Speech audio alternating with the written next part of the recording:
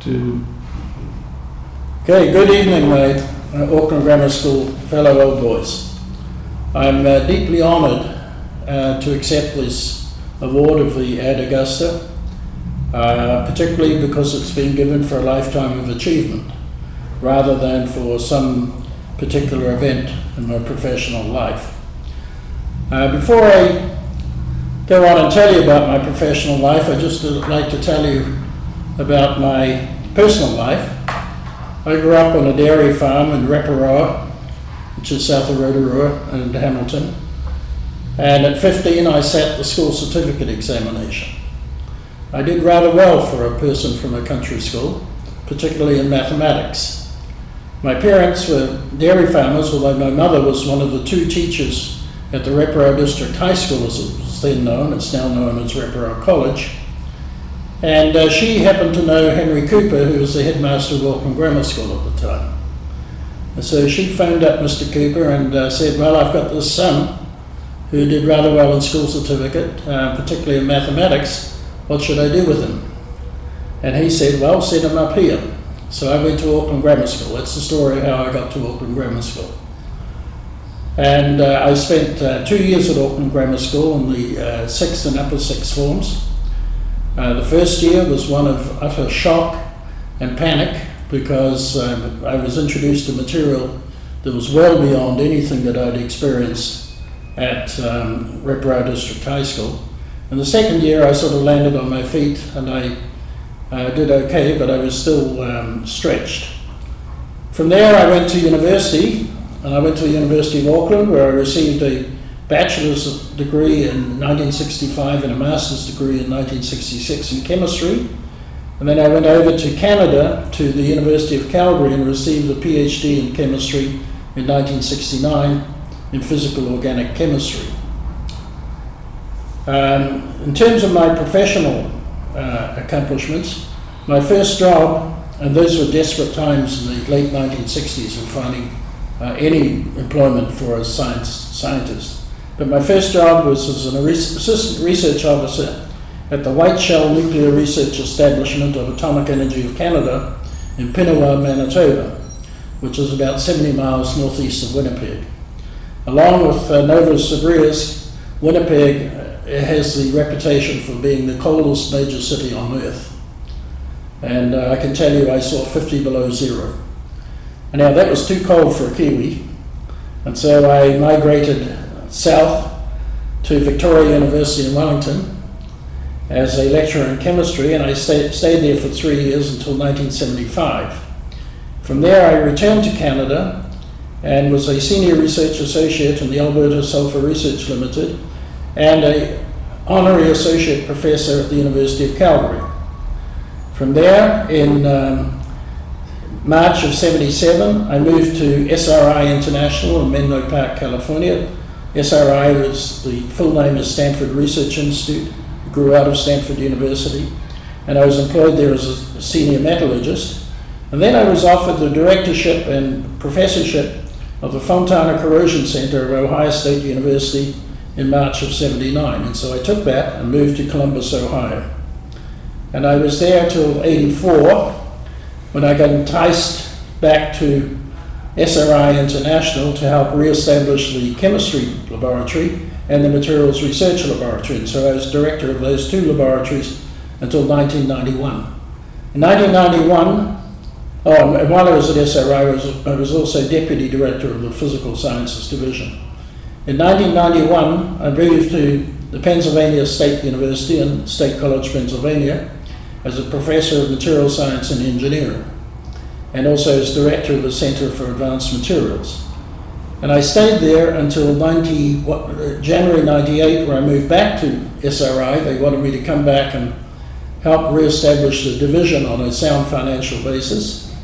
And I told them I would do that, but only for a short term, because my wife was a professor in Penn State. And so from January '98 until July '99, I was a vice president of Physical Sciences Division at SRI International. I then returned to Penn State in July of '99, and I was a distinguished professor of material science and engineering. I was the chair of the metals program at Penn State University, and I was director of the Center of Electrochemical Science and Technology. I retired, or tried to retire, in 2012. A week after I retired formally from Penn State University, the University of California at Berkeley called me up and said, "Hey, we heard you retired, you're too young for that, why don't you come out here?" Because 3 of our 4 children lived in the Bay Area, I took that position. My wife retired for good, and so I'm now a professor and resident in the departments of nuclear engineering and material science and engineering. So that's my professional life. Over the years I've received a number of awards and accolades for my work, and I'll just run through them fairly quickly. The list is fairly long. I received the Research Award from the College of Engineering of Ohio State University in 1983. I was asked to select the Kuwait Prize of Applied Sciences in '85. That's the equivalent of the Nobel Prize in the Arab world. In 1991, I won the Carl Wagner Memorial Award from the Electrochemical Society. In 1992, I won the Willis Rodney Whitney Award from the National Association of Corrosion Engineers. I was the Gordon Research Conference Chair on Corrosion in New Hampshire in 1992. Then in 1993, I received the W.B. Lewis Award from Atomic Energy of Canada in contribution for my contributions to development of nuclear power in the service of mankind. That was a major award. The technology that I developed literally saved the CANDU nuclear reactor. I was elected Fellow of NACE International in '94. I was a member of the United States Air Force Scientific Advisory Board from '93 to '97, and I had the protocol rank of a Lieutenant General. I was elected Fellow of the Electrochemical Society in '95, Fellow of the Royal Society of Canada in '96. I received the Wilson Research Award from the College of Earth and Mineral Sciences, Penn State University in '96. I was elected Fellow to the Royal Society of New Zealand in '97. I received the H.H. Hewlig Award from the Electrochemical Society in 2001, the U.R.A. Evans Award from the British Corrosion Institute in 2003. I was elected Fellow of the Institute of Corrosion of the United Kingdom in 2003. I was appointed an adjunct professor at Massey University in New Zealand in 2003, appointed adjunct professor University of Nevada at Reno in 2003, elected Fellow of the World Innovation Foundation. That's a particularly prestigious award because many of the members are Nobel laureates. I was elected Fellow of ASM International in 2005, elected Fellow of the International Society of Electrochemistry in 2006. In the mid-90s, I was an ISI highly cited researcher.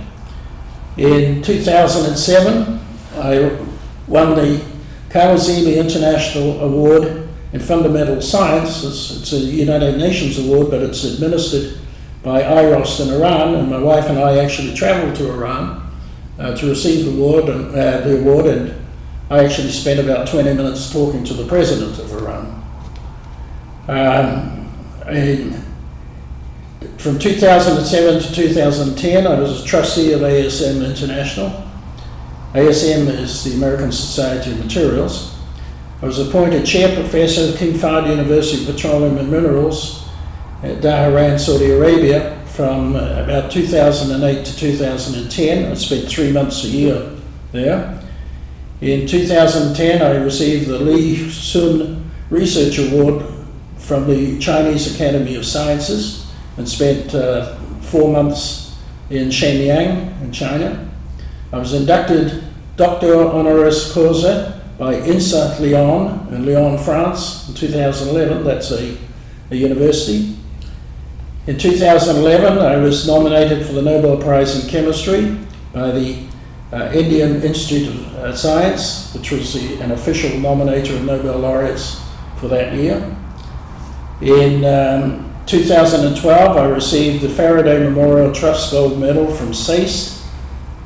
In 2013, I received the Fruchtgen Medal from the International Society of Electrochemistry. In 2013, I received the Gibbs Award in Thermodynamics. In Next week I will be in Phoenix, Arizona, where I will receive the Olin Palladium Medal from the Electrochemical Society. So that's what I've been doing professionally for the last 40 or so years. But you know, it all comes back to Auckland Grammar School. Auckland Grammar School was transformational in my life. It allowed me to literally move from the farming community to the greater world and behold the wonders of science. And for that I will be forever grateful. So with that I would like to say good evening, and I wish you all pleasant festivities, and thank you again. I'm greatly honoured.